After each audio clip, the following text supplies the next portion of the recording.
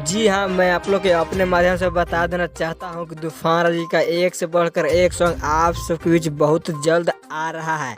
कौन सा सॉन्ग आएगा सब कुछ मैं आप लोग के इस वीडियो में आगे बताएंगे। उससे पहले अगर आप लोग मेरे चैनल पर नए हैं और तूफान राजी को सच्चे वाले फैंस हैं तो इस वीडियो को दिल से लाइक करके चैनल को सब्सक्राइब जरूर करें। ताकि बिना समय लेते हुए इस वीडियो को स्टार्ट कर देते हैं। तो सबसे पहले मैं आप लोग को बता दूं, जो तूफान राजी का न्यू सॉन्ग आने वाला है उसका अभी पोस्टर नहीं आया है, लेकिन आप सबके बीच 2 से 3 दिन के बाद पोस्टर आ जाएगा। काफ़ी बवाल का सॉन्ग शूटिंग किए हैं तूफान राजी। आप लोग के इस वीडियो में देखने को मिला होगा शुरुआत में कि कैसे तूफान राजी ने एक लड़की के साथ वीडियो शूटिंग करते हुए नजर आ रहे हैं। तो आप लोग इंतजार कीजिए, क्योंकि तूफान राजी ने आप सबके बीच बहुत ही बड़े बड़े तोहफा लेकर आ रहे हैं।